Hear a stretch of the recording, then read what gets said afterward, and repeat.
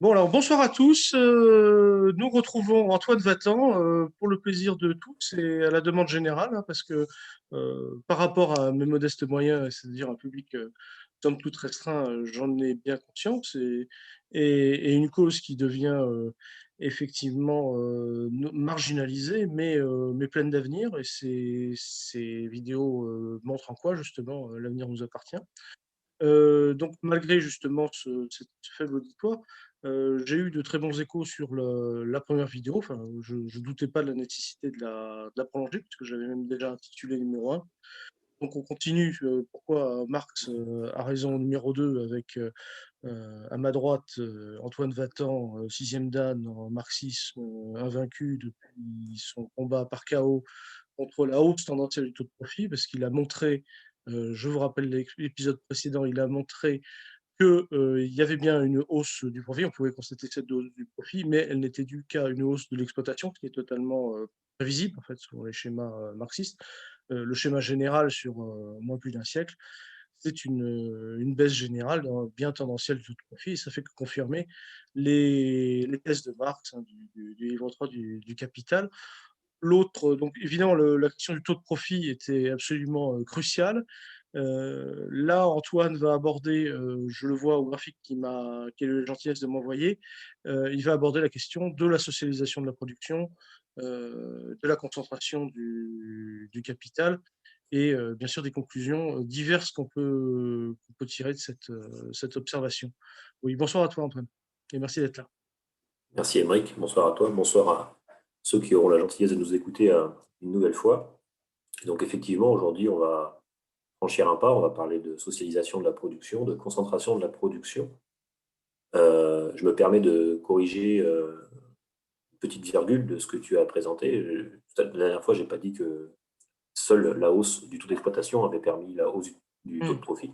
C'est un des moyens et il apparaît pardon, que c'est le moyen le plus, disons, le plus immédiat et puis le plus visible statistiquement. Donc, effectivement, on avait commencé par ça. Le deuxième moyen de le faire, c'est la concentration du capital, la concentration de la propriété des moyens de production, qui se voit difficilement dans les données parce qu'il faudrait avoir des données individuelles, etc. Néanmoins, l'économie bourgeoise actuellement nous permet d'avoir des indications qui montrent que depuis au moins 40 ans, hein, puisque je rappelle que c'est la période historique sur laquelle on se concentre dans nos vidéos, c'est-à-dire depuis qu'on nous dit qu'à bon droit, encore une fois, on avait plaidé la cause de la crise également, hein, on est tout à fait partisan du fait de dire qu'effectivement, depuis 40 ans, le capitalisme est entré dans une crise structurelle. Et on le voit par toute l'énergie qu'il développe pour faire face à cette baisse tendancielle du taux de profit. Et les deux grandes autres tendances, qui sont des contre-tendances, en fait, qui sont des facteurs antagonistes à la baisse tendancielle du profit, c'est la socialisation de la production, qu'on verra à la fin. Euh, Peut-être qu'on ne la verra pas dans le détail On a aujourd'hui. vu un petit peu l'impérialisme aussi, hein. On a vu avec On a les vu un peu investissements l'impérialisme, directs à l'étranger. Voilà. voilà, on continuera de le voir. J'ai d'ailleurs prévu une citation de Lénine Mhm. à ce sujet. Et puis Parce on que va commencer. Lénine aussi a raison, en fait. On pourra Oui, continuer là-dessus. bah oui, mais en même temps, bon, quand on est un peu honnête intellectuellement, on, peut, on ne peut que l'admettre. Euh, je pense au moins à l'ouvrage de l'impérialisme. Après, tous les ouvrages comment, la question de la révolution, bon, probablement qu'on peut le discuter. Encore une fois, moi, c'est pas ma partie, mais en tout cas, sur les ouvrages économiques de Lénine, je pense notamment à l'impérialisme et puis aussi Euh, sur son ouvrage épistémologique, pas son grand ouvrage épistémologique qui est Matérialisme, empire-criticisme, un petit ouvrage moins connu spécifiquement sur la question économique, sur la caractérisation du romantisme économique, que j'aborderai un peu aujourd'hui, au moins par citation. Bon, on peut que admettre que les anticipations de Lénine sont euh, vérifiées. dans le développement du capitalisme en Russie, il parle déjà de socialisation de la production. Enfin, c'est quelque chose Voilà. De toute d'observé. façon, Et bien sûr, c'est on le en parle dans grand, l'impérialisme. mais c'est le grand, d'un strict point de vue du développement du capitalisme, indépendamment de la conscience de classe, indépendamment de la question politique, disons, c'est la continuité du marxisme. Le marxisme mène à cette conclusion hein, de manière irréfutable, et c'est d'ailleurs un petit peu, si on veut le voir un petit peu de manière chronologique, c'est un peu l'étape essentielle avant de passer au socialisme, en gros. Hein, c'est la branche sur laquelle le capitalisme est assise et qu'il est en train de scier, finalement, cette socialisation de la production. On ne peut pas passer au socialisme dans une société féodale ou dans une société de petits producteurs, etc. Bon, justement, c'est ça qu'on va essayer de voir aujourd'hui. Donc aujourd'hui, on va regarder quelques données qui ne sont pas les miennes pour le coup, qui ne sont pas les graphiques que j'ai fait moi-même. Mais justement, je trouve que la force de l'argument est encore plus grande, puisqu'il s'agit de graphiques de l'économie bourgeoise. J'avais introduit la dernière fois brièvement. Alors, tout ça, c'est pas des données à toi, c'est calculé. Moi, je vois sur Tilsey. Ouais. De toute façon, c'est jamais mes données. Mais disons que là, c'est même pas moi qui ai fait les graphiques, quoi, si tu veux. C'est même pas moi qui ai calculé quelque chose qui m'intéressait, moi. Alors, j'ai pas pris des données brutes pour essayer de vérifier le marxisme, en fait. J'ai simplement chippé des données qu'utilise et qu'interprète l'économie bourgeoise. Bon, on verra que c'est pas nouveau, cette affaire non plus. Hein. On verra que, disons, au moins depuis Hilferding, l'économie bourgeoise nous apporte des données. On verra que c'est plutôt l'interprétation qui pose problème. Comme souvent, finalement, hein, parce qu'on est tous d'accord pour dire que sur Terre, la plume et le plomb tombent à des vitesses différentes. Bon, par contre, tu as l'interprétation aristotélicienne qui te dit que c'est parce que... Ce qui a surpris beaucoup d'auditeurs, c'est qu'on peut calculer un taux d'exploitation, même général, avec les outils de l'économie, en fait. Ça, effectivement, tu vois pas de ça. Mais... Bon, alors ça, pour le coup, c'est pas de mon fait. Hein. Ça fait quelques années que les économistes marxistes utilisent des données dites de comptabilité nationale, notamment, pour calculer taux d'exploitation, taux de profit au sens marxiste. Mais de toute manière, indépendamment de ça, on pourrait même trouver des données purement bourgeoises qui nous donnent un petit peu la saveur de ça. Alors, ça ne sera jamais un taux de profit au sens de Marx, mais ça peut être, bon, par exemple, ce qu'on appelle le return on asset, c'est-à-dire en gros combien tu gagnes, bon, souvent c'est par année, sur le capital que tu possèdes, voilà, etc. Bon, c'est pas du tout la même définition que ce que Marx donne du taux de profit. Mais bon, en regardant ces données-là, tu peux quand même avoir la saveur au moins de la tendance. Et puis, ils sont d'accord, hein, enfin, je veux dire, ils sont d'accord, même si tu regardes ce que les keynésiens appellent l'efficacité marginale du capital, elle baisse depuis 40 ans. Bon, c'est pareil, c'est pas tout à fait le taux de profit, c'est pas tout à fait la composition organique du capital, cette affaire-là, mais enfin, bon, dans l'économie bourgeoise, c'est à peu près la donnée qui se rapproche le plus de ce qu'on aurait, nous, envie de regarder. Donc ça, bon, c'est pas très étonnant qu'on arrive quand même à s'en sortir. Donc, poursuivons notre fil. Il y a une baisse essentielle du taux de profit. Bon, pour l'instant, on n'a pas donné les raisons, on n'a pas fait, disons, une lecture commentée du capital, on l'admet. Et on admet aussi le fait qu'il y ait des facteurs antagonistes à pousser pour y faire face. Le deuxième grand facteur antagoniste pour y faire face, c'est la concentration du capital. Concentration du capital qui, il faut le dire, au niveau de la planète, ne se fait pas sans heurts. C'est notamment ça. Le but, c'est quoi? C'est créer des économies d'échelle. C'est le premier avantage, de toute façon. Voilà. Le premier avantage, c'est ça. Créer des économies d'échelle. C'est d'économiser du capital variable, c'est-à-dire d'économiser de la main-d'œuvre. Bon. Et puis aussi d'économiser du capital constant. Voilà. Bon, il y a d'autres manières de faire face à. Il y a des manières plus radicales, hein, comme la guerre. La guerre est un moyen radical de faire face à la baisse du taux de profit, puisque finalement, pour faire remonter le taux de profit, il faut dévaloriser le capital.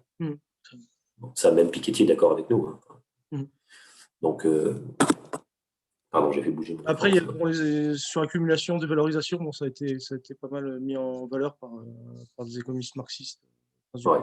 Je pense notamment à l'opus Magnum que tu as publié de Bokhara, qui retrace l'ensemble, qui est une espèce de grande encyclopédie la pensée économique sur la question accumulation-dévalorisation, qui est quand même un ouvrage à lire. Hein. Et d'autant plus à lire que, de mon point de vue, on peut piquer un peu comme ça, un peu comme dans un dictionnaire. Quel auteur parce que c'est différentes théories économiques. Voilà. Bon, évidemment, l'ouvrage conclut sur le fait que le marxisme est validé. Et ce n'est pas une thèse avec laquelle on sera en contradiction. Donc, aujourd'hui, on va commencer par la concentration du capital. Et encore une fois, on n'aura jamais des données telles que sur l'ensemble du capital français, enfin sous pavillon français, X% appartient à monsieur Bidule. Ça, on ne l'aura jamais.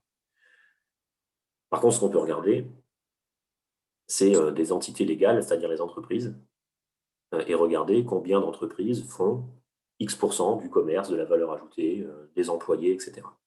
Et c'est ce que nous présente le premier tableau, qui est un tableau tiré de l'INSEE, qui recense les entreprises et qui les classe par taille. Donc GE, la première colonne, c'est les grandes entreprises.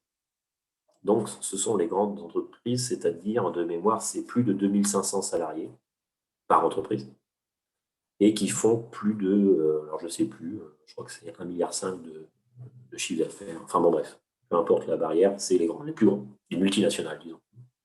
Les ETI, c'est les entreprises de taille intermédiaire, c'est-à-dire entre 2500 et 250 employés. Et PME, c'est sous les 250 employés. Et MIC, c'est les micro-entreprises. Bon, bref, en gros, c'est par taille. Plus on va vers la droite du tableau, plus on est des entreprises de petite taille. La première ligne, nombre d'entreprises, ça représente en pourcentage le nombre d'entreprises qu'il y a dans l'économie française en fonction de cette taille. Qu'est-ce que ça veut dire? Ça veut dire, par exemple, 96,2. Ça veut dire que 96,2% des entreprises françaises sont des entreprises de petite taille. Alors, pourquoi 0,0 dans la première ligne, première colonne? Parce qu'en fait, les grandes entreprises françaises, au sens que je viens de donner, il y en a 250. Enfin, c'est 257, je crois. Bon, 250. Donc forcément, sur les quelques 4 millions d'entreprises qu'il y a, ça fait 0,00 quelques pourcents. Et donc en fait, il y en a très, très, très, très, très, très, très peu. C'est ça que ça veut dire. Il y a très, très, très peu de grandes entreprises. Et donc sur le nombre, elles ne représentent rien.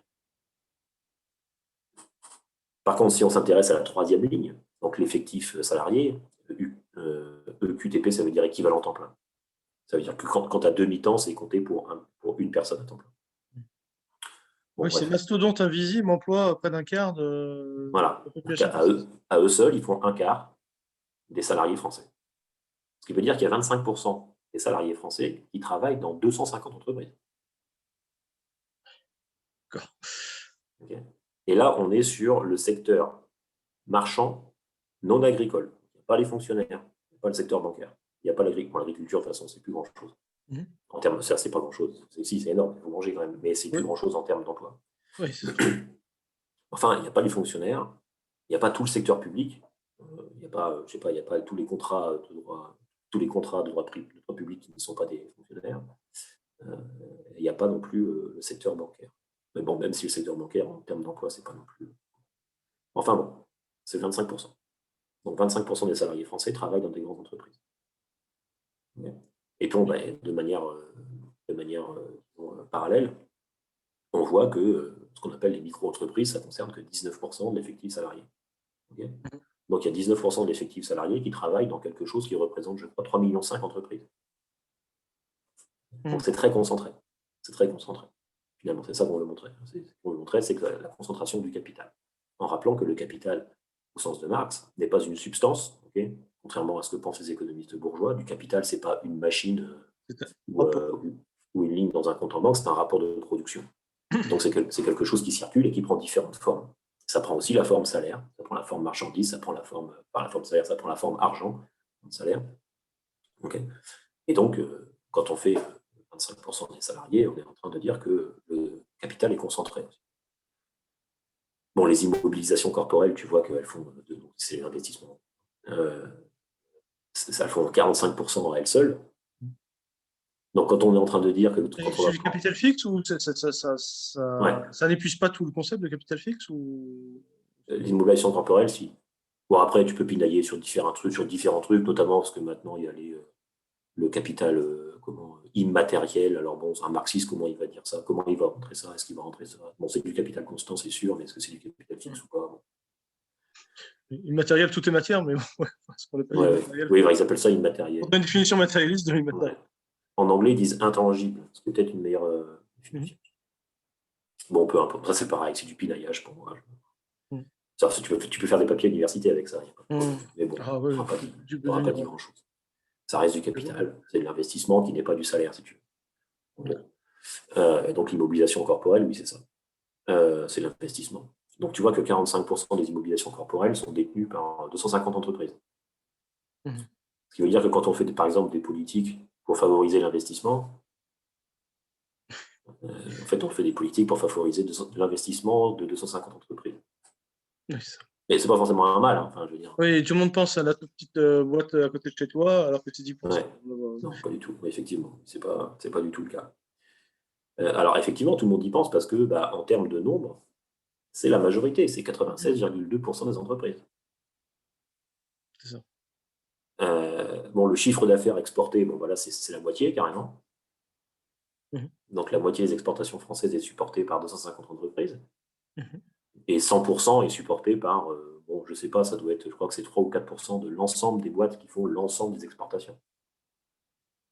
Mhm. Parce que ce n'est pas 50% pour les 250 premières, et puis après, une part égale sur les 4 millions qui restent. Les 50% qui restent sont eux-mêmes concentrés. Et la valeur ajoutée, c'est un tiers. Ce qui veut dire qu'un tiers du PIB non marchand français, en gros, 31%, est produit par 250 entreprises. Alors, ça valide tout à fait l'hypothèse selon laquelle, le résultat plutôt selon lequel le capital se concentre sous l'ère capitaliste. Aujourd'hui, on en est là. Aujourd'hui, on est dans des économies où 250 entreprises te représentent 50% des exports, un tiers de ta valeur ajoutée. Pardon, mais moi je suis victime comme tout le monde des médias et on dit tout le temps c'est les PME qui créent l'activité, c'est les PME qui font toute la richesse, etc. C'est pas vrai. Oui, c'est vraiment pas vrai. Ça fait partie des clichés journalistiques, ça. C'est pas vrai. On te raconte ça. Là, Après, il y a des trucs qui sont vrais, mais qui sont détournés. Par exemple, je ne suis pas sûr de ce que je vais dire. Je n'ai pas vérifié parce que je n'ai pas pensé à cette question. Mais admettons que ce soit vrai, ce que je vais dire. Ce qu'il est possible, c'est que les PME fassent une grosse partie des embauches. Mais c'est le flux. Comme elles embauchent majoritairement un CDD, en fait, quand elles font, par exemple, si elles embauchent 2 fois un CDD, Ouais. contrairement de chacun 2 mois, Ah bah sur 2 oui, mois, d'accord, oui, elles oui, auront oui. signé 2 S'il est contrats. précaire, oui, il en embauche 2 dans l'année. Oui. Alors que quelqu'un qui a signé un CDD de 2 mois, sur les 2 mois, il aura signé un seul contrat. Donc la première aura fait 2 tiers des embauches. Ah oui, c'est peut-être en termes d'emploi qu'il le dit. C'est vrai qu'en fait, c'est quand même le premier poste, 29,4 sur les effectifs salariés. C'est peut-être ça qu'on veut dire. Mais... Voilà. Donc ça, c'est possible.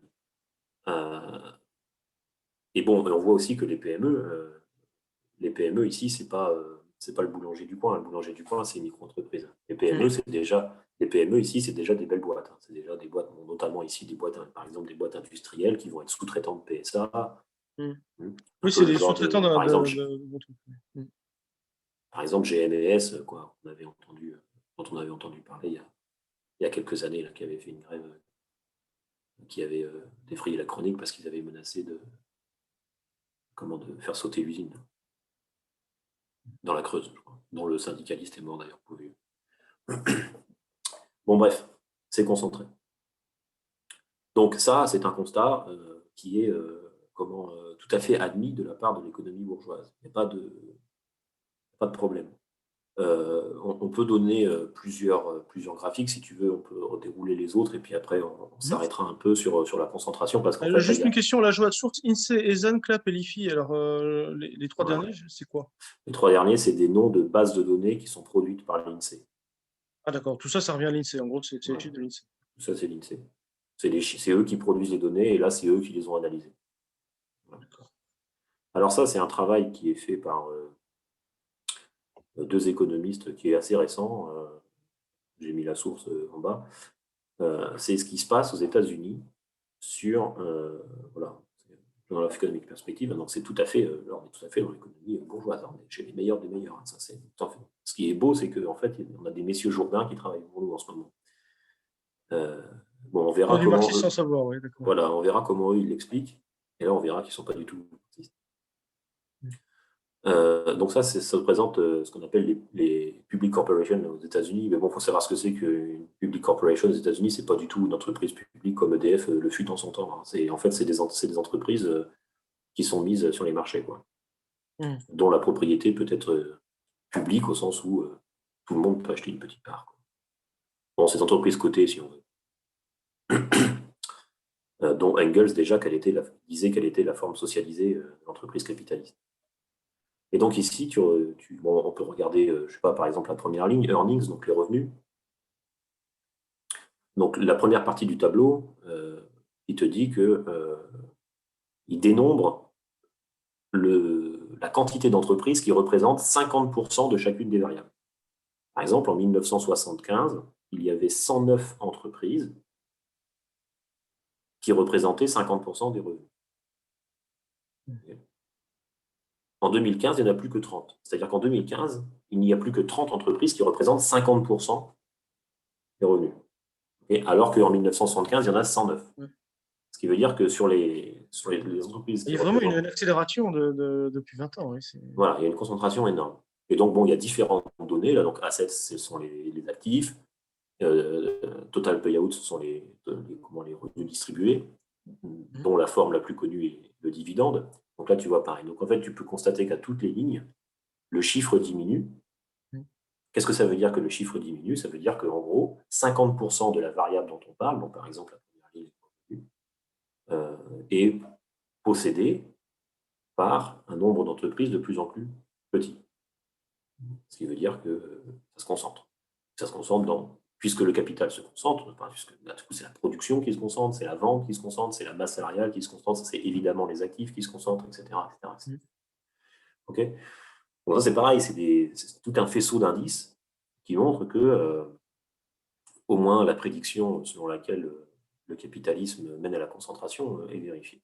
Et donc, dans les 3 dernières colonnes, à droite, c'est ce que représentent les 100 entreprises les plus grandes. Donc, évidemment, là, ça monte. Par exemple, toujours pareil, la première ligne, les 100 plus grosses entreprises aux États-Unis en 1975 représentaient 48,5 des revenus, alors que maintenant, les 100 plus grandes représentent 84,2. Pareil pour toutes les autres variables. Le chiffre augmente parce que ça veut dire que les 100 plus grosses entreprises, donc là, plutôt que de fixer la proportion, tu as fixé le nombre d'entreprises. Donc évidemment, puisque tu as fixé le nombre d'entreprises, les 100 plus grandes, eh bien, elles représentent une part de plus en plus grande de chacune des variables. Donc, par exemple, deuxième ligne, les actifs, elles représentaient à peu près 50% en 75 et maintenant elles représentent les 2 tiers, 66,2%. Okay. Donc il y a une concentration aux États-Unis. Et cette chose est tout à fait admise. Comment ça se fait que ça a brutalement accéléré de 95 à 2015? Si on faisait la courbe, on verrait que ça chute vraiment encore plus fort. La pente est encore plus forte.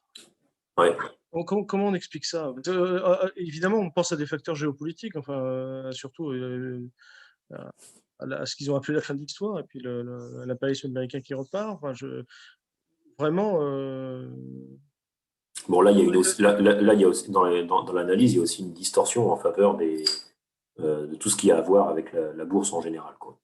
L'entreprise cotée, donc dans les années 90-2000, ça s'accélère jusqu'à 2008. Enfin, quoi que ça n'a pas beaucoup ralenti depuis. Bon, ça, on en fera, si tu veux, spécifiquement sur la finance, parce que c'est un autre truc, mais tout est lié, évidemment, mais c'est quelque chose qui mérite d'être discuté à part, parce qu'il se dit pas mal de conneries aussi sur le sujet. Notamment le fait que en fait, la finance, pour les économistes bourgeois, le développement de la finance n'a rien à voir avec la nécessité du développement capitaliste. C'est simplement le fait qu'un jour, on s'est réveillé un bon matin et qu'on s'est dit, tiens, ce serait pas mal de faire une finance internationale, ça va permettre d'allouer le capital de manière efficace, on n'y avait pas pensé avant. C'est l'argument qui a été donné dans les années 80, notamment par les monétaristes. Donc, voilà. Alors qu'au contraire, déjà, les lignes montrent bien qu'il y a cette concentration devient financière parce qu'il y a fusion de l'industrie et de la banque, en fait. C'est aussi un stade. Oui, et puis il y a surtout besoin de centraliser le capital quelque part pour diminuer son temps de rotation. C'est-à-dire, il faut le mettre quelque part dans une banque qui va réinvestir en retour, etc., pour ne pas que dans le circuit A, M, A', puis de nouveau M, etc., il y ait des temps de latence trop importants. C'est-à-dire qu'à un moment donné, il faut aussi augmenter le temps là, c'est plutôt le livre 2 du Capital, qui discute notamment dans sa première partie du temps de circulation du capital, disons en gros. La finance permet ça.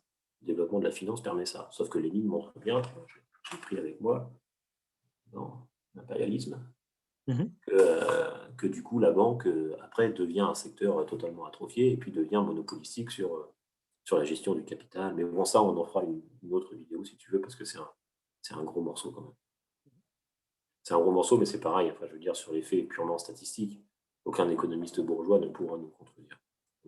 D'ailleurs, on utilise leurs données. Donc, un autre graphique, si tu veux. Puis après, c'est peut-être pas la peine qu'on fasse par quoi qu'on peut les faire rapidement. Donc là, pour le coup, c'est le secteur bancaire spécifiquement. La banque, c'est un secteur comme un autre, puisque là, pour l'instant, tous les graphiques que j'ai montrés, enfin, les deux premiers, le tableau et le graphique, ne concernent pas les entreprises. Dans le premier tableau, pas du tout, et dans le deuxième, pas spécifiquement. Donc on pourrait dire, oui, mais bon, ce que vous ne montrez pas, c'est que vous ne parlez pas de l'entreprise financière, et peut-être que la tendance dans la finance est inverse, et du coup, ça se compense. Bon, pas du tout. Alors, pas du tout. Donc ici, sur ce graphique, on a en rouge le nombre de banques. Le nombre de banques répertoriées aux États-Unis. Okay. Et en bleu, c'est la part des 4 plus grosses dans les dépôts. Par exemple, quand la barre bleue atteint 35% en 2007 à peu près, enfin la courbe bleue atteint 35% en 2007, ça veut dire que les 4 plus grosses banques des États-Unis détiennent à elles seules 35% de l'ensemble des dépôts américains. Les dépôts, c'est l'épargne. Et donc, ça se concentre. Donc, les dépôts, ça se concentre. Okay. C'est la courbe bleue. Ok, donc ça se concentre 2 fois. Ça se concentre parce que le nombre total de banques diminue. Mais, alors, ça inclut, je sais pas, la faillite de Lehman Brothers, les fameux too big to fail, trop gros pour échouer, ou est-ce que c'est une conséquence de ça, justement. Oui. Le fait qu'elle soit trop grosse pour échouer, c'est une conséquence de ça. C'est une conséquence du fait que ça se concentre. Et qu'elle devienne, disons, systémique, pour employer le langage consacré. Systémique, ça veut dire que s'il y en a une qui se casse la gueule, elle est tellement grosse, tellement importante que tout le monde se casse la gueule. Bon. Aux États-Unis, il y en a 4 des banques comme ça. Et donc, c'est les 4 qui sont là. Donc, on voit que ça se concentre 2 fois. Ça se concentre parce qu'il y a le nombre total de banques qui diminue. Donc, évidemment, si tu diminues le nombre total, forcément, pour celles qui restent, eh bien, elles reprennent les parts de marché. Bon, ici, ce n'est pas des parts de marché, c'est des dépôts, mais tu pourrais faire ça aussi avec les parts de marché sur le crédit, par exemple. Tu aurais les mêmes genres de courbes.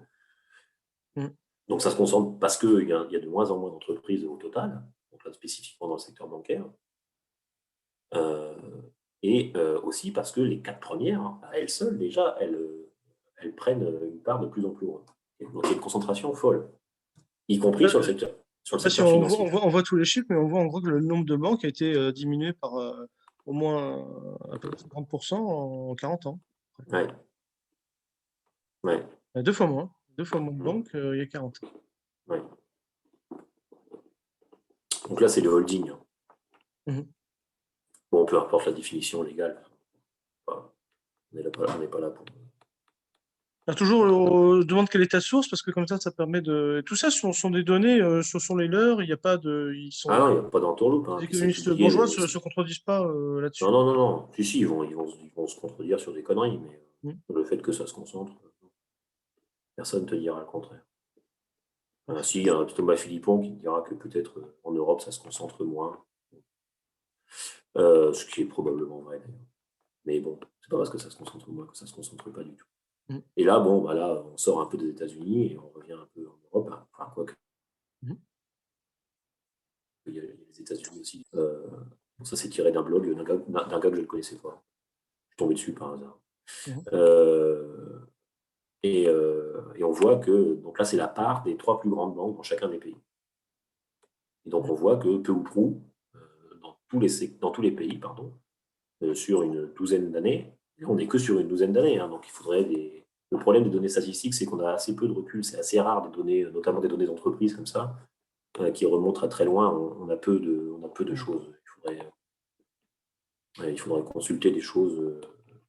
Bon, peut-être que c'est possible d'aller le faire à la main, d'aller consulter des registres, j'en sais rien. En tout cas, à ma connaissance, il y a très peu de données disponibles sous format numérique et facilement accessible. Donc, mais bon, déjà, on n'a que 12 ans de recul, ce qui est très peu, 12 ans. Et on voit que les tendances sont claires. Si on regarde le graphique un peu de loin, tout le monde voit que toutes les courbes augmentent. Alors peut-être qu'on va me dire que l'Allemagne et la France, c'est relativement plat. Oui, c'est relativement plat, mais enfin, c'est déjà très haut. Donc, à un moment donné, quand tu as 3 banques, par exemple en Allemagne, quand tu as 3 banques qui font à peu près 80% du marché, bon, c'est sûr, ça va plus se concentrer beaucoup. Elles font déjà 80%. Donc, On Il y a dirait plus grand. le Kreditanstalt de la crise de 29, quoi. Enfin, c'est vraiment. Voilà. Bah, c'est le même mécanisme, hein, de toute façon. Mais aggravé, bien plus grave qu'en 1929. Enfin, bien plus grave pour le capitalisme Mm. que 1929. Bon, voilà. Donc, en gros, on va pas, je pourrais en donner des dizaines de graphiques comme ça. En gros, tout le monde est d'accord pour dire que nous, on appelle ça le capital, mais un économiste bourgeois te dira la part de marché, la production, la part de l'emploi, enfin bon, peu importe. Ça se concentre depuis, depuis au moins 40 ans. Alors, ça se concentre depuis bien plus que ça, finalement. Tout le monde sait qu'au XIXe siècle, le capitalisme était de nature bien plus concurrentielle que maintenant. Il n'y a qu'à voir des secteurs sur lesquels je n'ai pas présenté de données, mais qu'on a tous en tête. Le secteur automobile, par exemple, bon, quand il est né en France, il y avait plusieurs marques qui ont disparu. Maintenant, en gros, il y a PSA et Renault, qui sont eux-mêmes affiliés à des holdings monstrueuses qui ont absorbé Nissan, là récemment Fiat, etc. Donc, même au niveau européen, voire mondial, il y en a plus beaucoup, les groupes.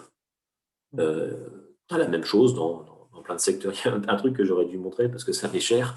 Il y a un économiste canadien qui a travaillé sur le secteur de la brasserie et qui montre que ça se concentre Très monstrueusement important. aussi dans ce secteur. Tu nous caches que tu as des parts, là. Pardon. Tu nous caches que tu as des parts, là, dans la Bah oui, brasserie. c'est pour ça que je voulais pas, ouais, c'est ça, je voulais pas vendre la mèche, donc finalement, j'ai pas montré les graphes. Enfin bref, tu peux prendre à peu près n'importe quel secteur, ça se concentre. Donc ça, c'est une des grandes prédictions, du marxisme. La deuxième grande prédiction, c'est le fait que la production va se socialiser. Alors là, il faut introduire un peu des notions quand même. Qu'est-ce que ça veut dire que la production se socialise? On va essayer de rester le plus simple possible. En gros, ça veut dire qu'on est de moins en moins indépendant dans sa production. Pourquoi pas prendre une image d'Épinal pour se faire comprendre? Le cerf, Je coupe l'écran ou on y revient après, simplement? on y reviendra après pour le dernier. Pour comprendre que si quelqu'un prend un cours de route, je repasserai. Ouais, Montrer que c'est pas ça qu'on explique, en fait. Oui. non. Là, tu fais quelque chose de général sur la socialisation de la production. Donc. Voilà, donc la socialisation de la production, qui est, si tu veux, Et pas la socialisation des profits, hein, ça n'est pas le socialisme, on est bien d'accord. Non, non, non, non, non, bien sûr. Bien sûr que Que non. Lénine parle des Junkers prussiens pendant la guerre de 14 en disant qu'ils socialisent la production, c'est pas un hommage aux Junkers prussiens. Hein. Non, Et voilà, non, c'est pas sûr. du tout. Ou aux taristes qui socialisaient aussi, comme il le dit, dès le développement du capitalisme en Russie, et puis qui Voilà, menaient la guerre impérialiste. Enfin, etc. voilà. Mais en soi, dans le marxisme, c'est ni un hommage, ni une condamnation. C'est un fait. C'est ça. Le capitalisme socialise la production. Et c'est d'ailleurs, contrairement à l'image qu'on pourrait avoir d'un point de vue gauchiste, le caractère progressiste du capitalisme. Ça paraît un peu choquant parfois, parce que souvent à gauche, on dit le capitalisme est un système d'exploitation. Mm. Il y en a même qui vont dans l'outrance en disant c'est l'esclavage moderne. Bon, il faudra me dire, alors du coup, il n'y a plus d'histoire. Enfin, je veux dire, c'est le capitalisme, Oui, c'est enfin, l'extractivisme. mais Marx montre, c'est les eaux glacées du calcul égoïsme. Enfin, Voilà. il montre aussi cet aspect cynique. Mais non, c'est vrai, j'ai envie de donner le contre-exemple, mais en fait, quand on voit Amazon, on se dit il socialise la production. Alors, ça pourrait faire un magnifique service public sans exploitation si c'était bien géré, etc.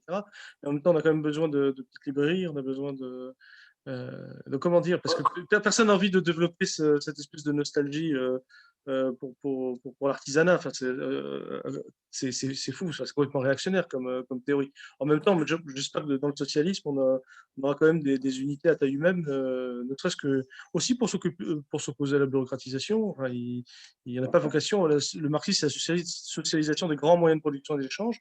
Donc il y a aussi un gigantisme qui dans le socialisme, où justement là on ne socialiserait pas que la production, mais aussi les profits. En fait, euh,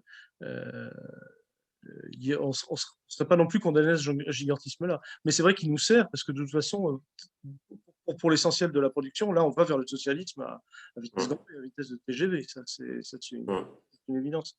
Mais c'est très difficile de faire comprendre. C'est comme la vidéo de la dernière fois, c'est difficile de faire comprendre aux gens à propos des patrons desquels, enfin, quand ils voient que les profits de leurs patrons augmentent et qu'eux sont foutus explosent, hein, leurs profits explosent. Mais leur expliquer que la réalité, c'est la baisse tendancielle du profit par rapport au capital qui est investi. C'est ça justement qui montre bien que le capitalisme est condamné.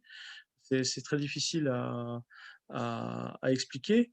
Et en même temps, on le voit bien aujourd'hui avec je te dis toutes mes angoisses, enfin, en tant que, j'allais dire, militant politique, comment expliquer les choses. Et je vois par exemple la révolte des petits restaurateurs et c'est compliqué parce que je crois que n'importe qui comprend qu'il vaut mieux une cuisine à taille humaine. On peut pas. C'est bien aussi les grands réfectoires, etc. Ça aussi, ça crée des économies d'échelle. Et personne n'a envie d'avoir une McDonaldisation totale du pays. Mais pourtant, en même temps, c'est ce qu'on voit, quoi. Donc c'est compliqué, mais on peut pas non plus.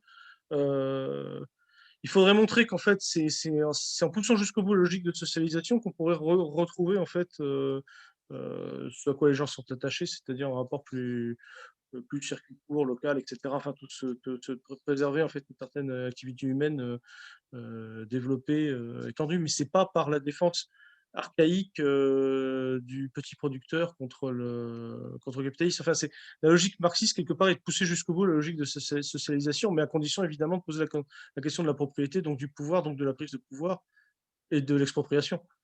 Bon, voilà, Tout j'ai à fait. résumé mes questions, mes angoisses, On va y et venir. merci d'y répondre en termes économiques. Ouais, genre, je ne sais pas ce qu'il faut faire, moi, sous le socialisme. Je me contente d'essayer de regarder le capitalisme se développer et d'essayer de voir ce qu'il est objectivement. Et de ne pas forcément le condamner, ni même de m'en réjouir particulièrement, mais d'essayer de faire une analyse objective. C'est pas le capitalisme que je condamne, c'est la bourgeoisie. C'est tout à fait pareil. Euh, bon, la socialisation, tout le monde peut le voir, tout le monde le sait, et la crise du Covid nous l'a donné en mondiovision. Qu'est-ce que c'est que la socialisation j'allais dire mondialisation, mais ça va de pair finalement. La mondialisation, c'est jamais que la socialisation à l'échelle planétaire. C'est le fait qu'on est de moins en moins dépendant du point de vue de la production. Mhm. Alors, on va prendre, pourquoi pas, une image d'Épinal pour nous faire comprendre, mais je pense qu'elle sera parlante. Et la socialisation de la production, ce qu'il faut bien comprendre, c'est qu'elle est au cœur même de la définition du capitalisme.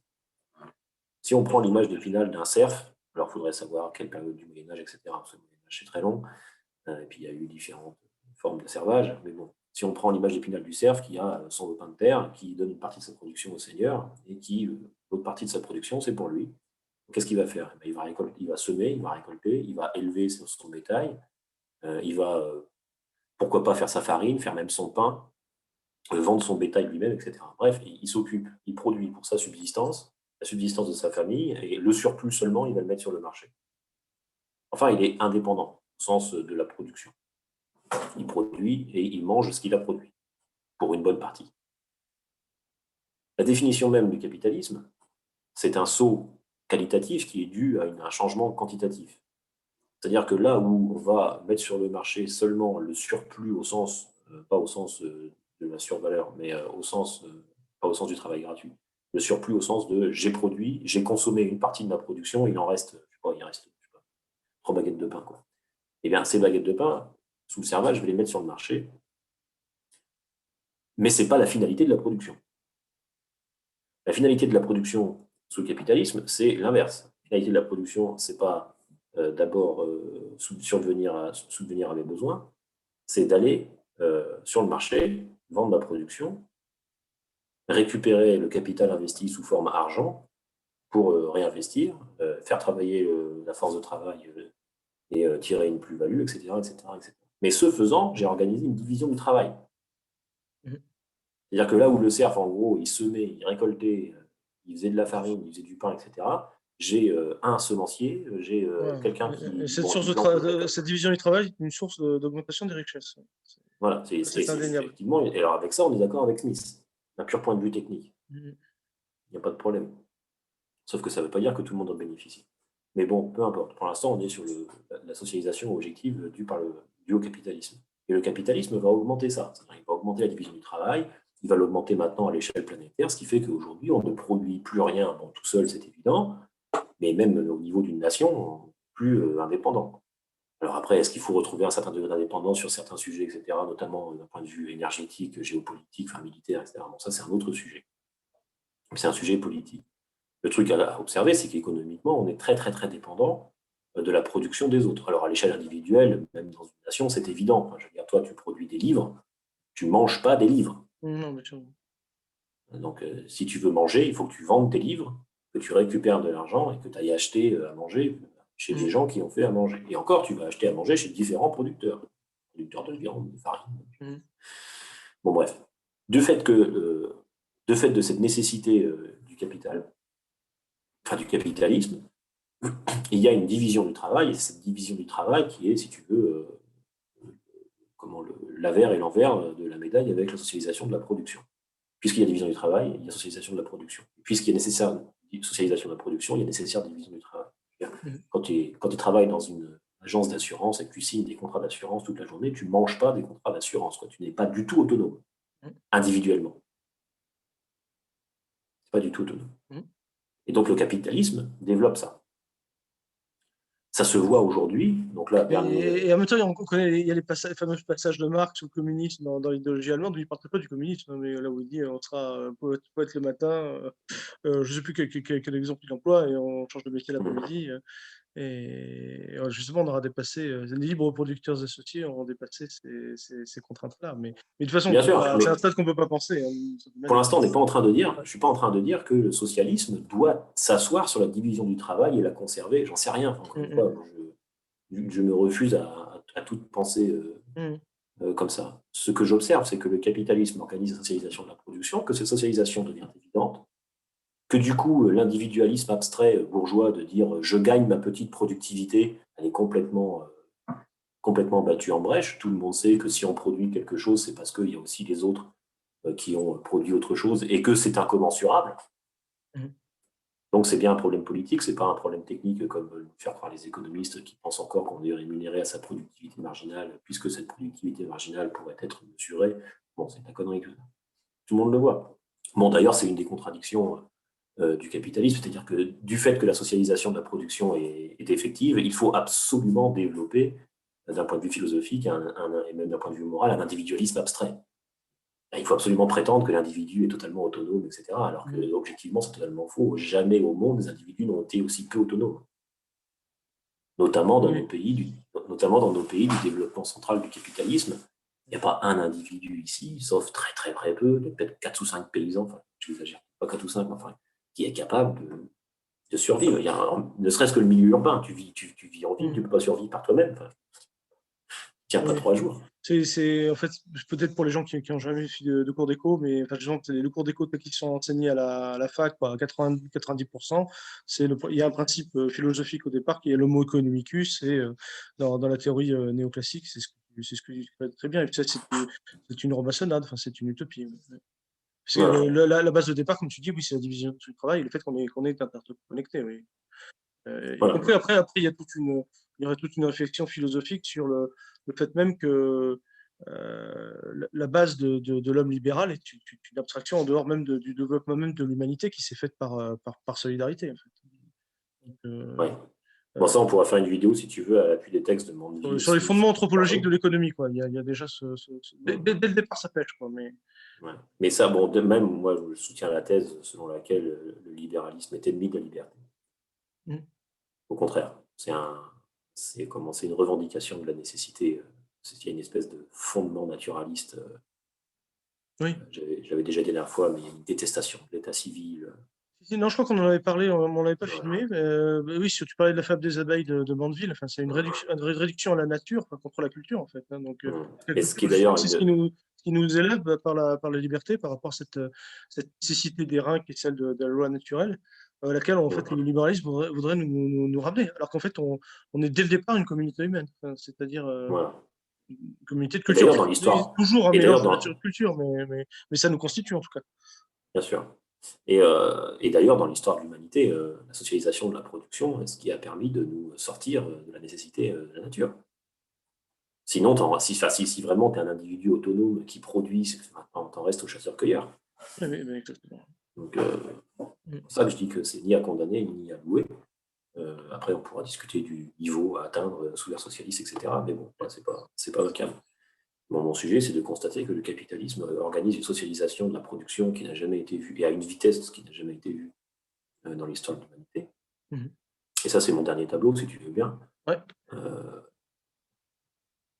alors, la socialisation de la production au niveau international, les économistes appellent ça chaîne de valeur. Qu'est-ce que ça veut dire, la chaîne de valeur? Bon, c'est l'image On a tous en tête, hein, en gros, ton iPhone, il est produit par, je sais pas, un ingénieur dans la Silicon Valley. Les composants, ils sont produits par une moitié d'enfants indiens et d'adultes chinois, parce que je rappelle que le travail des enfants est effectif en Inde, est interdit en Chine. Mhm. On n'en parle plus, de passer une parenthèse, mais Ouais, ouais. il y a quelques années, il y avait les deux mastodontes là, qui se tiraient la bourre. Il y avait la formidable Inde libérale et puis l'affreuse Chine communiste. Ouais. Mais bon, Il bon, peu faudrait. importe. Il faut éviter ces parenthèses parce qu'on perd Non, le mais je crois que raisonnement. c'est même Amartya Sen qui avait. C'est Bruno Guy citant Amartya Sen qui montre très bien que Amartya Sen se rend bien compte que ce qui différencie l'un de l'autre, c'est que justement l'Inde n'a pas vécu justement cette sauvegarde de son économie qui a été la révolution.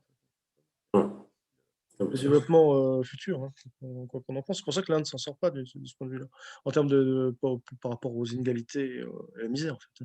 On va Hum, surmonter ça. Ouais. C'est pour ça qu'il faut toujours comparer des pays semblables au départ, hein, comme il suffit de comparer l'espérance de vie à Cuba et avec Haïti, évidemment. On va pas comparer Cuba avec la Floride, ça ne bénéficie pas, bien sûr, de la même histoire.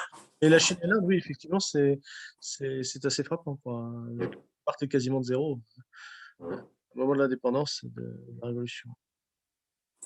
Pardon. Bon, ce serait un autre sujet. Non, non, mais c'est moi qui ai introduit cette parenthèse, je n'aurais pas dû.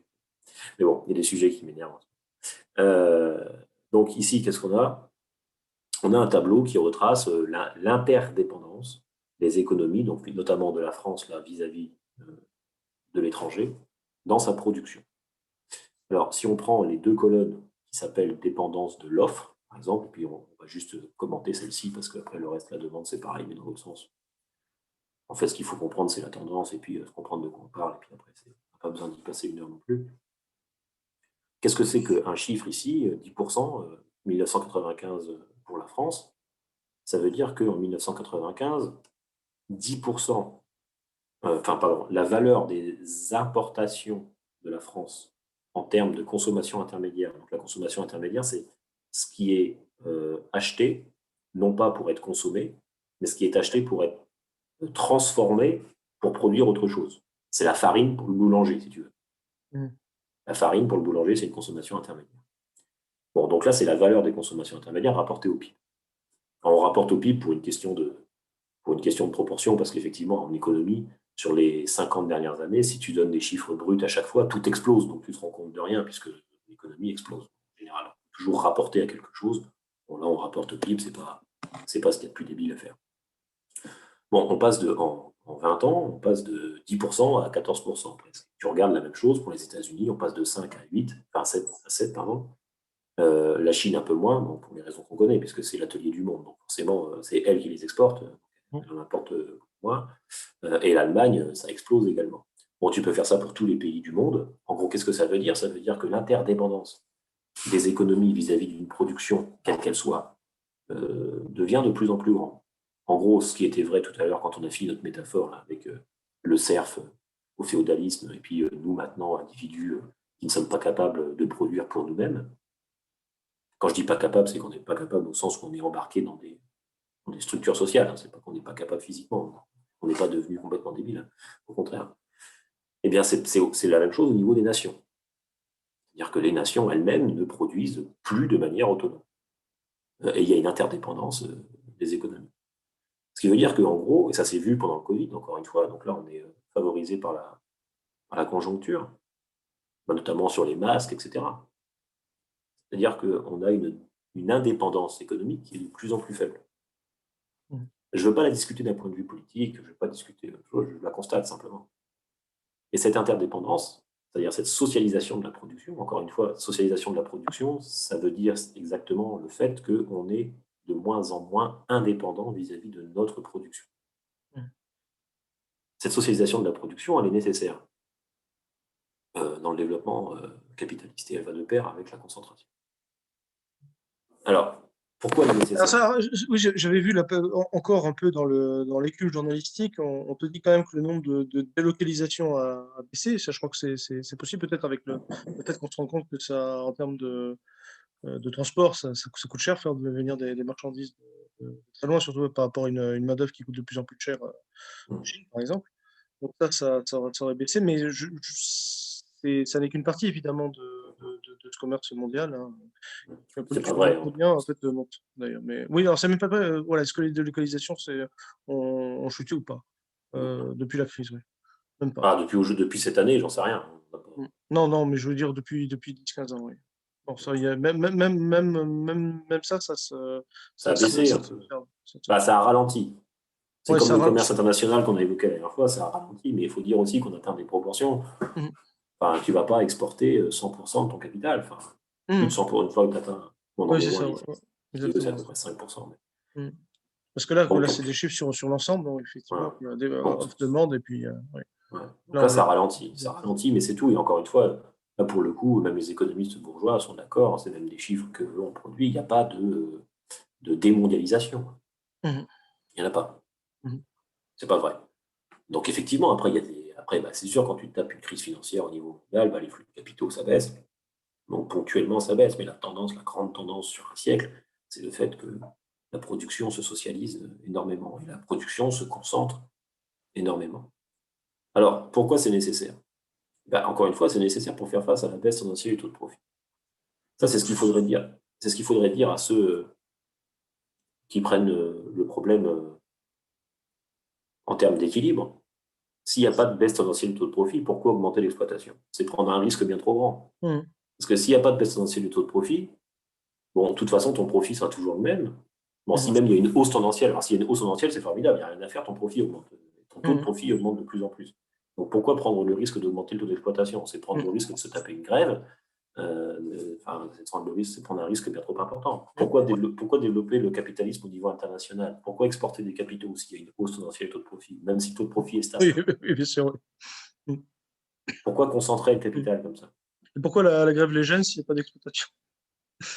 Alors, oui, ça c'est pareil. Pourquoi la grève les gêne si la production n'est pas socialisée? Mhm.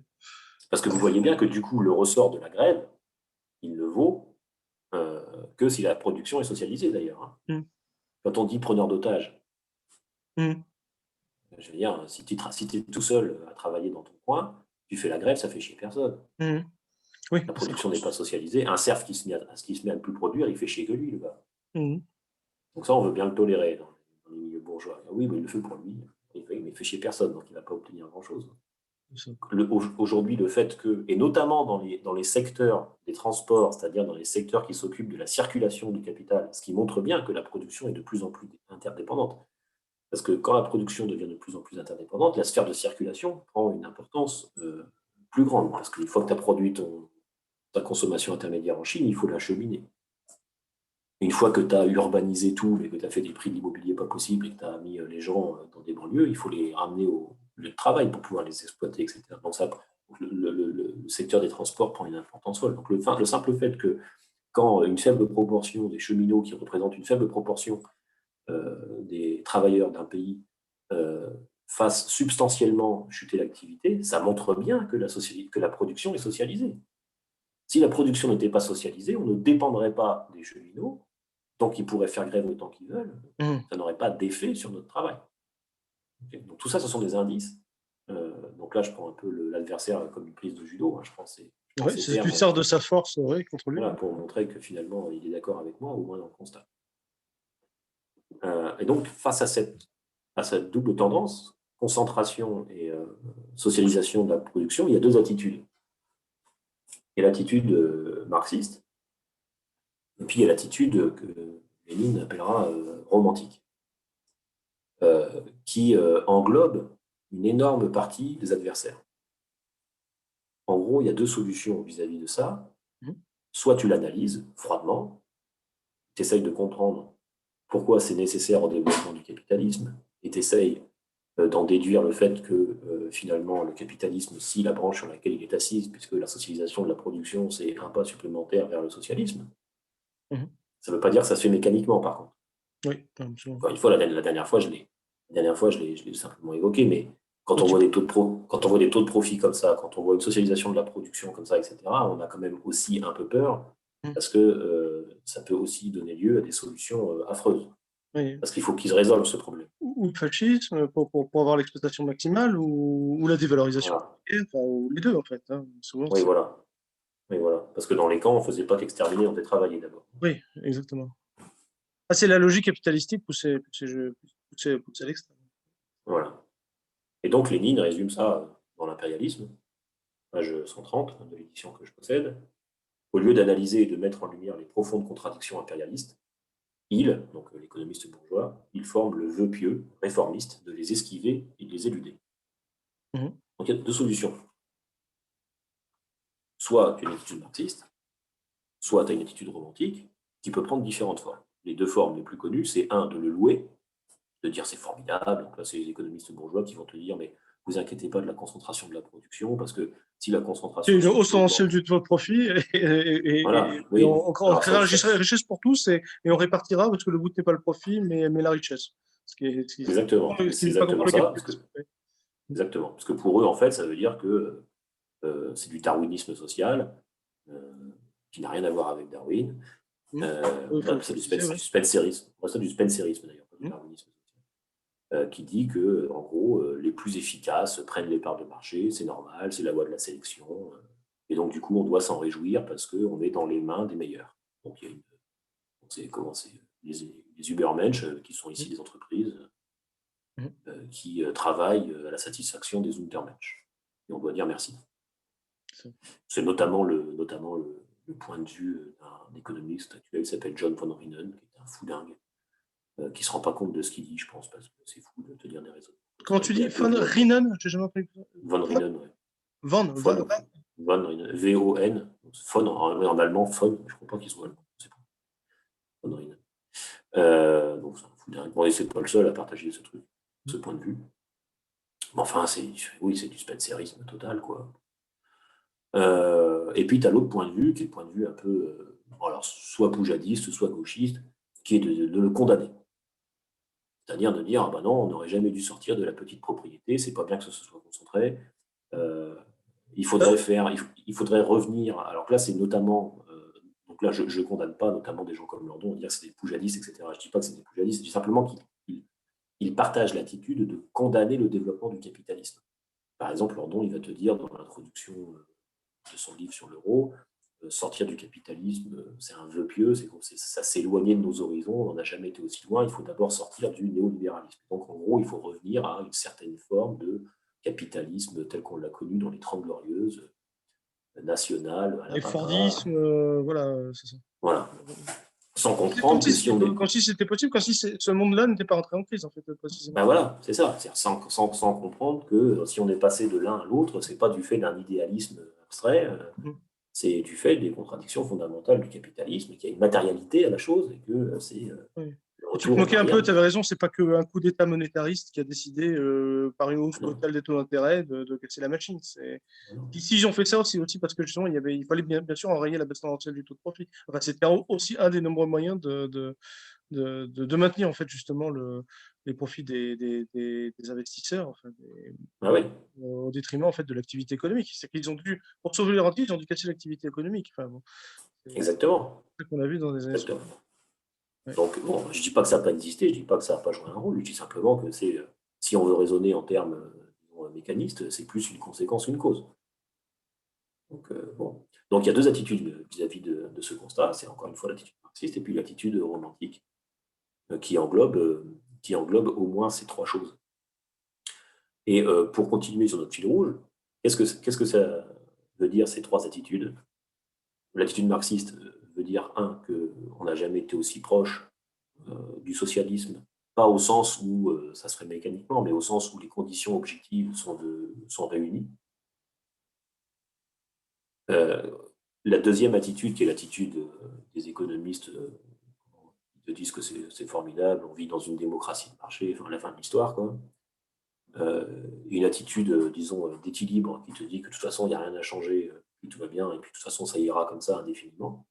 Et la troisième attitude, qui est celle de ceux qui condamnent ce développement, mais qui ne mènera à rien, qui est soit un retour en arrière, Mm. soit, alors ça peut aller jusqu'à des retours en arrière complètement fous, hein. Il y en a qui vont te dire quasiment du socialisme primitif, du fourriérisme, enfin des choses un peu dingues. C'est pour ça que Proudhon fleurit aujourd'hui, mais l'exemple dont parle surtout Lénine, c'était Sismondi. Mais alors, faut mettre Rousseau à part parce que lui, il a comme modèle le petit producteur, mais parce qu'il est avant l'arrivée du capitalisme. Enfin, donc, c'est pardonnable, quoi, on pourrait dire. Mais Ouais. justement, ce romantisme économique, il naît justement à l'époque romantique, c'est-à-dire au moment où le capitalisme est déjà là et comme nostalgie, évidemment colorée sous des airs merveilleux, en fait, hein, parce que bon, c'est une nostalgie fausse de cet état antérieur, enfin des paradis perdus, quoi. Oui, c'est vraiment ça. Mais on en a un aujourd'hui avec effectivement la nostalgie de l'ergoliste, comme si comme si on pouvait retrouver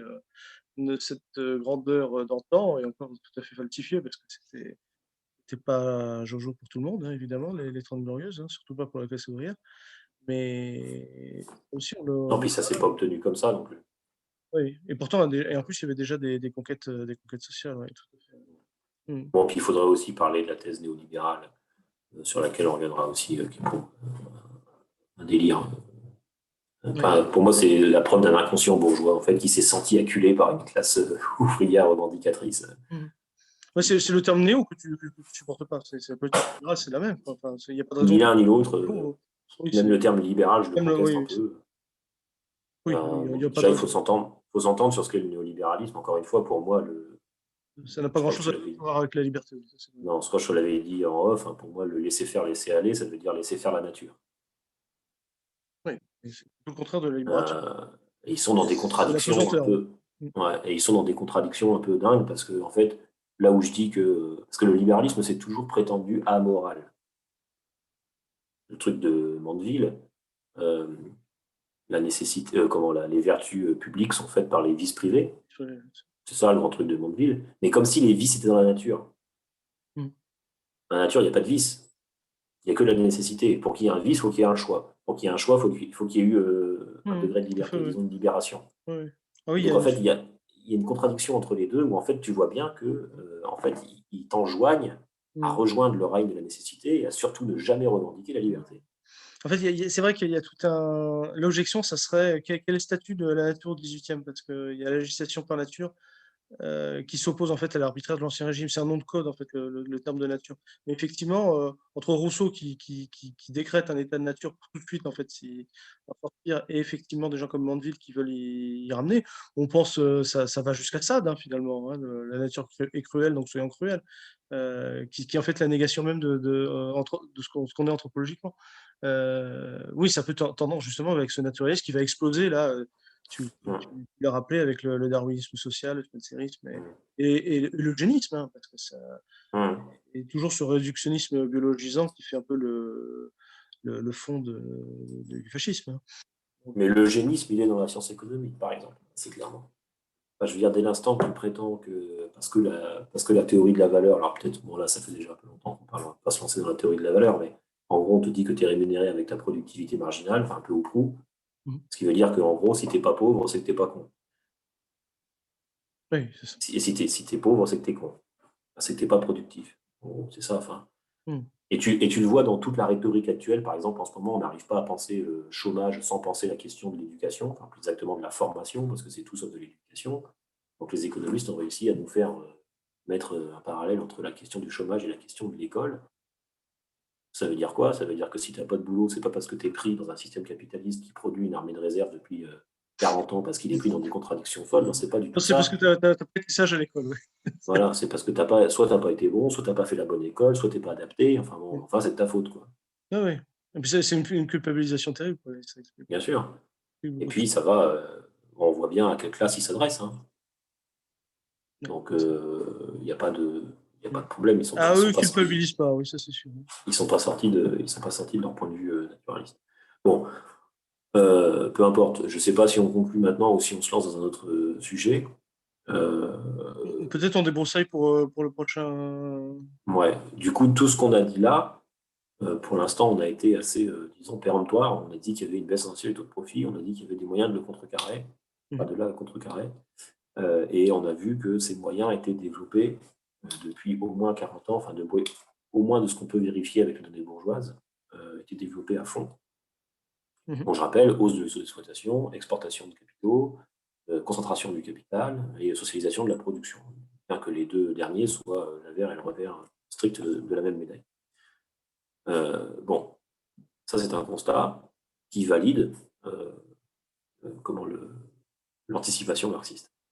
Il faudra dire quand même pourquoi il y a baisse substantielle du taux de profit, pourquoi du coup il y a nécessité de concentrer, d'augmenter le taux d'exploitation, de socialiser la production, etc. Bon, du coup, il faudra qu'on introduise un peu de théorie de la valeur pour parler de ça.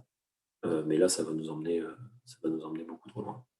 En tout cas, pour conclure, je pense que même à l'aide de données bourgeoises, je ne sais pas si on n'en est jamais sorti ou si on en est sorti pour y revenir. On peut discuter des 30 glorieuses, mais nous sommes au stade impérialiste du capitalisme. Pour moi, il n'y a pas débat. Et c'est pour ça que je condamne, et là, pour le coup, d'un point de vue politique, c'est-à-dire comme stratégie, puisque pour avoir une bonne stratégie, il faut poser le bon constat d'abord. Je condamne toutes les interprétations, surtout à gauche, parce que la droite a fait bien ce qu'elle veut, toutes les interprétations à gauche qui visent à nous éloigner de ce constat. Je conteste L'interprétation par le néolibéralisme plutôt que par l'impérialisme. Voilà. Par le néolibéralisme, je n'ai toujours pas bien compris ce que c'était. Bon, ou alors j'ai peur d'avoir compris, exactement. Oui, c'est la nostalgie keynésienne, en fait. On pourra en parler. La nostalgie des 30 glorieuses keynésiennes.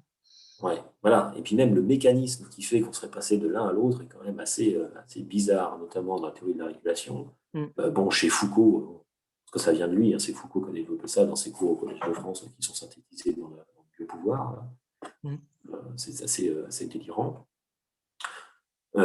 Et condamner aussi l'analyse qui ferait, donc ça c'est la première analyse, mais une autre analyse qui est corrélative, celle de l'économie de marché. Il faudrait sortir de l'économie de marché. Donc le problème, ce serait le consommateur. Ça c'est pareil, je condamne tout à fait ça. Je ne suis pas sûr. Enfin, oui, ça aussi, ça fait partie des utopies. Voilà, comme disait Fouskar vis-à-vis de la société de consommation, l'économie de marché, il faut me montrer où elle est, j'y vais tout de suite.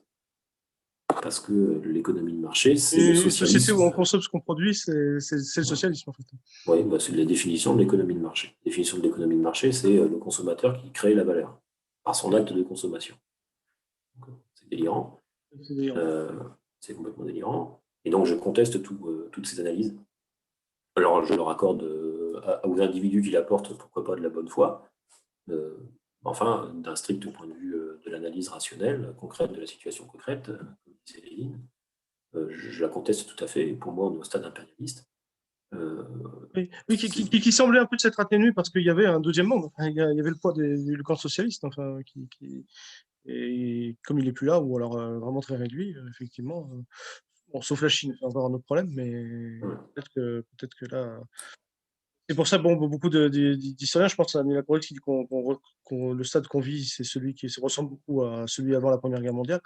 Bon, ce qui était à la fois un désespoir et un espoir, hein, parce que la Première Guerre mondiale est née 17, mais on pourrait espérer qu'un événement pareil ne se produise pas dans pareil soubresaut. Là, mais effectivement, c'est quand même le cadre impérialiste, le stade impérialiste, qui est quand même le chemin pertinent. Ouais, tout à fait. Et pour appuyer ça, pour ceux qui ont la volonté de le lire, vous trouverez en première page de l'impérialisme un tableau qui recense en Allemagne le nombre d'établissements, donc peu ou prou le même tableau que j'ai montré en premier. Le nombre d'entreprises, la proportion de ces entreprises classées en fonction de leur lui aussi, il prend les économistes bourgeois de son temps. Voilà. Les entreprises classées en fonction de leur taille et leur part dans l'emploi, dans leur part des chevaux vapeur utilisés, donc de la puissance mécanique utilisée, et dans la part de l'électricité consommée. Et donc, évidemment, il part de ça, il part du constat que c'est très concentré. Et donc, c'est le premier chapitre, qui s'appelle Concentration de la production et monopole. Alors, pour ceux qui n'auraient pas... Parce que moi, j'avoue, comme tu l'as rappelé la dernière fois, je ne parle pas de moi pour parler de moi, mais je pense que ça peut être utile à certains. Moi, j'ai été soumis à la propagande comme tout le monde. Donc, effectivement, sans même avoir lu une ligne de Lénine, le nom de Lénine faisait peur. Bon, alors, pour donner un peu l'envie de le lire, peut-être que je peux juste énoncer les chapitres, et puis vous verrez que ça correspond tout à fait au stade actuel. Chapitre 1, concentration de la production et les monopoles. Chapitre 2, Les banques et leur nouveau rôle. Chapitre 3, le capital financier et l'oligarchie financière. Chapitre 4, l'exportation de capital. Chapitre 5, le partage du monde entre les groupements capitalistes. Chapitre 6, le partage du monde entre les grandes puissances. 7, l'impérialisme, stade particulier. Chapitre 8, ça, il faudra qu'on y fasse un petit truc parce que c'est le parasitisme et la putréfaction du capitalisme. C'est là où il montre qu'à un moment donné, les contradictions sont telles que pour faire face à la baisse tendancielle des taux de profit, le capital n'investit plus dans la production. Finalement, il trouve des trucs un peu détournés comme la financiarisation, etc. Bon, c'est un peu compliqué en deux phrases. Chapitre 9, la critique de l'impérialisme. Bon, ça, c'est ce que j'ai évoqué, c'est toute les critiques bourgeoises, y compris à gauche, le romantisme économique, qui voit bien que c'est inéluctable, enfin, ils voient bien que c'est en phase 2, ils ne peuvent pas le nier, mais enfin, ils le regrettent, soit ils le condamnent, soit ils le louent, mais enfin, ils n'ont pas une attitude scientifique vis-à-vis de cette constat. Puis après, la place de l'impérialisme dans l'histoire, bon, ça. Mais bon, rien que l'évocation des chapitres, je pense, est tout à fait éloquente. Le type écrit ça en 1916 ou 1917. Tout à fait. Les En fait, économistes actuels, disons on est resté dans ce schéma-là, c'est purement quantitativement que ça a augmenté. Alors, ce qui fait aussi peut-être que c'est beaucoup moins lié à la question des États, les grandes firmes, ou alors peut-être ce sont des regroupements d'États dans des mondes, enfin, mis à part l'Europe, les États-Unis. C'est pour ça que s'ils font l'Europe, c'est pas ils nous vendent ça pour dire qu'on a dépassé la question de la guerre entre États, mais c'est pour la faire entre grands blocs, et notamment contre la Russie et contre la Chine. Ouais, alors moi je me demande même si je suis assez adepte de la thèse de Guillemin sur ce sujet, c'est-à-dire que la politique extérieure est le reflet des problèmes, une solution aux problèmes intérieurs. Oui, Pour moi, c'est une aussi dialectique classique. Oui, tu peux pour pas tricoter l'un sans détricoter les l'autre. conquêtes. C'est d'abord et surtout pour détricoter les conquêtes sociales. Oui, la guerre de 14 comme pour parer à l'impôt sur le revenu, par exemple. C'est Ouais, réductionniste, mais en même temps, c'est vrai. Enfin, en tout cas, il montre bien c'est ça dans concomitant.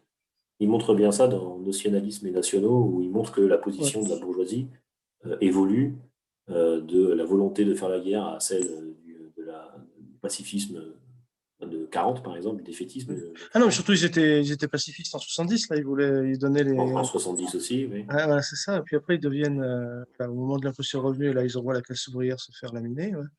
Enfin, s'entretuer avec la classe ouvrière allemande, oui, c'est ça. Oui, voilà, la commune de Paris aussi. Mm. Bon, peu importe. Donc voilà, le message que je voulais faire passer, c'était un peu brouillon sur Non, la non, fin. c'était très clair. Et Mais pour moi, on en est là. Et pour moi, toutes les analyses qui sont différentes de ça visent à détourner le regard et sont nécessairement politiquement pas très performatives. oui. Voilà. Parce que bon, si tu veux revenir à une petite échelle pour Mm. sabrer la concentration du capital, bon, on va pas en faire grand-chose. Oui, non, il y a qu'une étape, c'est de socialiser les profits, donc c'est l'expropriation, hein. Il y a les incursions dictatoriales dans le droit de propriété, c'est la définition de Marx. Ah oui, tout à Une fait. tâche révolutionnaire, hein, voilà, Ouais, bien sûr. sinon on n'est pas à la hauteur de la tâche historique. Voilà. Bien sûr. Et on parle des grands moyens de production et d'échange. Il ne s'agit pas Oui, de. oui, bien sûr, oui, non, Il évidemment y a une pas. propagande aussi là-dessus. Il ne s'agit pas de socialiser les casseroles que j'ai chez moi ou les vêtements de mes enfants. Enfin, Oui, exactement. Oui. c'est pas le Ah, parce sujet. que plus personne peut se payer le bistrot, mais ces bistrots qui sont en train de fermer parce qu'il y a une concentration du capital, c'est pas les socialisants, enfin c'est pas les communistes qui sont en train de leur faire faillite, hein. C'est le système qui leur fait faire faillite par sa concentration. Bien sûr. Mais Euh, il y a même, moi, et là, de toute façon, il est complètement aveugle en plus, hein. de Donc, mon point de vue, bon là, on raisonne un peu en utopiste, j'aime pas trop ça, mais bon, mm. on peut même penser à un entrepreneuriat sous le socialisme. Oui, oui, bien sûr, non, oui, Entreprendre, ça ne veut oui, pas oui, dire bah, posséder les moyens de Marx production. parle de libre producteur associé, donc c'est un peu pour Eh oui, répondre à l'argument toujours des libéraux de dire vous ne laissez pas la place à les initiatives privées, mais de toute façon, le capitalisme, son développement même ne laisse pas la place à l'initiative bien privée. sûr. Ah bah non, maintenant, le Avec une capitalisme. logique de fer, hein, de toute façon.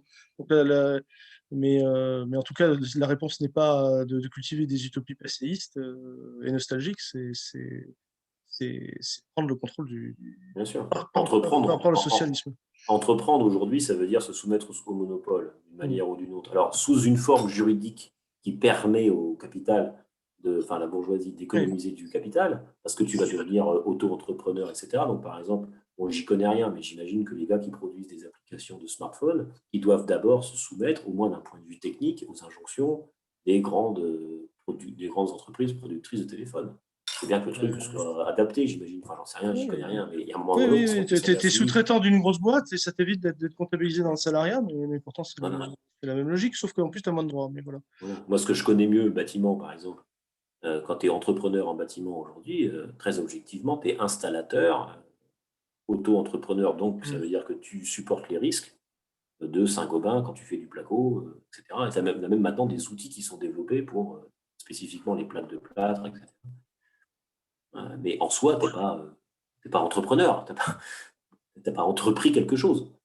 Okay, au sens juridique, tu es entrepreneur. Donc moi, je pense que le socialisme est tout à fait compatible avec une notion d'entrepreneuriat. Simplement, l'entrepreneuriat est totalement indépendante. Oui, c'est peut-être dans le socialisme qu'on préserverait cette liberté d'initiative. Oui. Bien sûr. Il faut pas leur laisser la liberté. Hein. Évidemment, pas l'égalité, mais pas la liberté non plus. C'est pour ça que la vision à la Tocqueville d'opposer, il y a des théories, il y a des États qui sont plus pour la liberté et d'autres pour l'égalité. C'est vraiment une philosophie pour classe terminale. Et encore, je dirais respect pour les classes terminales. Même pas. Moi, on en fera un commentaire un jour de mon vie, etc. Ça fait 3 fois que je le Là, dis. je parlais de Tocqueville. Hein, je parlais de Tocqueville. Oui, mais c'est pareil. Il va falloir que je me justifie. Mais pour moi, à mon avis, bon, tout le monde l'a à peu près en tête, mais je peux le vérifier à l'appui de texte. Ce que les libéraux appellent la liberté, c'est la loi du plus fort. Oui, c'est ça. Point. C'est Caliclès. Point. Exactement, c'est Caliclès. Et donc, c'est exactement, c'est l'anti-Rousseau. Et c'est ce que Rousseau disait, là, quand il disait que l'état civil, je ne sais plus dans quel envolé, là, que Pagani aime bien, parce que j'aime bien, en plus, il la cite toujours très bien. L'état civil est le sommet de l'humanité, mais ça devient pire que l'état naturel si l'état civil est utilisé, disons, par les puissants pour justifier une loi du plus fort. Ça devient pire, parce que du coup, on n'est plus dans... c'est en dessous, c'est-à-dire il y a la morale, il y a l'absence de morale qui est dans la nature, et puis il y a le choix du mal, dans le choix moral, qui est, à mon avis, le choix des libéraux. Quand tu lis Mandeville, quand tu lis Smith, quand tu lis Ricardo, c'est clair. Là, il faut voir les textes de Ricardo sur les poor laws, donc sur les lois des pauvres, en gros. C'est du malthusianisme. Oui, parce qu'il Malthus aussi, il est contemporain de ces gens-là, de toute façon. Voilà. Et il est comme un poisson dans l'eau. C'est-à-dire que s'il y a des gens qui meurent du fait de la déréliction, du fait qu'ils n'ont pas accès à la nourriture alors qu'à côté, ils ont des bourgeois qui bouffent des gâteaux, c'est pas du tout à cause d'un état social donné, c'est parce que l'espèce se régule dans la nature comme les poissons se régulent dans l'eau, etc. C'est une harmonie de la nature, donc il faut laisser faire ça. Oui.